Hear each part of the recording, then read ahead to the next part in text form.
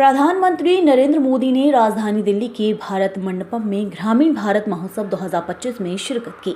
इस अवसर पर पीएम मोदी ने उपस्थित जनसमूह को संबोधित भी किया। प्रधानमंत्री ने कहा कि पहले सरकारों ने गरीबी हटाओ का नारा खूब दिया, लेकिन गरीबी कम नहीं हुई। लेकिन बीते 10 सालों की नीतियों और इरादों की वजह से ग्रामीण इलाकों में बुनियादी ढांचे का विकास हुआ है और गरीबी कम हुई है। पीएम मोदी ने कहा, कल स्टेट बैंक ऑफ इंडिया की रिपोर्ट आई है, उसमें 2012 में भारत में ग्रामीण गरीबी 26% थी। 2024 में भारत में रूरल गरीबी घटकर 5% से कम हो गई है। प्रधानमंत्री मोदी ने देश के गांवों की एकता और समरसता को तोड़ने वाली ताकतों के खिलाफ सतर्क और एकजुट रहने की अपील की। उन्होंने कहा कि गांव की साझी संस्कृति को जीवंत बनाए रखने की जरूरत है। प्रधानमंत्री ने बताया कि ग्रामीण इलाकों को हाईवे और एक्सप्रेस वे के नेटवर्क से जोड़ा गया है, डिजिटल इंफ्रा से जोड़ा गया है। अब दर्जनों सुविधाएं ग्रामीण क्षेत्र में ऑनलाइन मिल रही हैं। प्रधानमंत्री ने बताया कि उनकी सरकार ने गाँव में स्वरोजगार, रोजगार के अवसर बनाए हैं, किसान महिलाओं को सशक्त किया है। यानी सरकार की नीयत और नीति सशक्त भारत बनाने की है। पीएम मोदी ने कहा कि हमारा मकसद गांव के लोगों को गांव में ज्यादा से ज्यादा आर्थिक मदद मिले, रोजगार स्वरोजगार के अवसर मिले। सम्मान निधि से 3 लाख करोड़ की आर्थिक मदद दी गई है। बीते 10 वर्षों में कृषि लोग की राशि 3.5 गुना हो गई है। कई फसलों पर निरंतर एमएसपी बढ़ाई है। स्वामित्व जैसे अभियान शुरू किए हैं। साथियों, आज देश में जितना रूरल इंफ्रास्ट्रक्चर पर फोकस किया जा रहा है, उतना पहले कभी नहीं हुआ। आज देश के ज्यादातर गांव हाईवेज, एक्सप्रेसवे और रेलवेज के नेटवर्क से जुड़ रहे हैं। प्रधानमंत्री ग्राम सड़क योजना के तहत 10 साल में ग्रामीण इलाकों में करीब 4 लाख किलोमीटर लंबी सड़कें बनाई गई है। डिजिटल इंफ्रास्ट्रक्चर के मामले में भी हमारे गांव 21वीं सदी के आधुनिक गांव बन रहे हैं।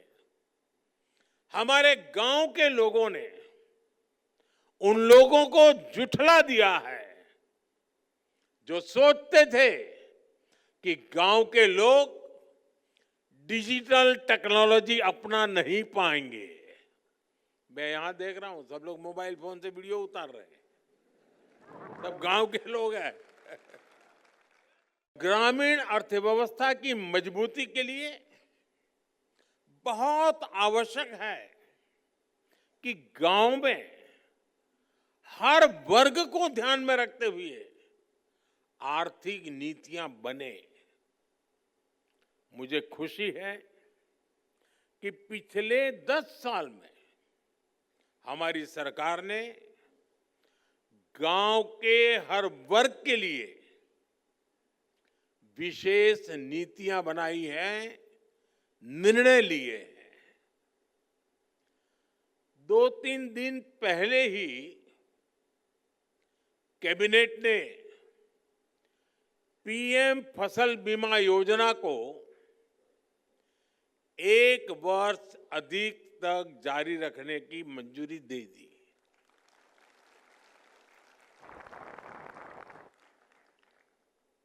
डीएपी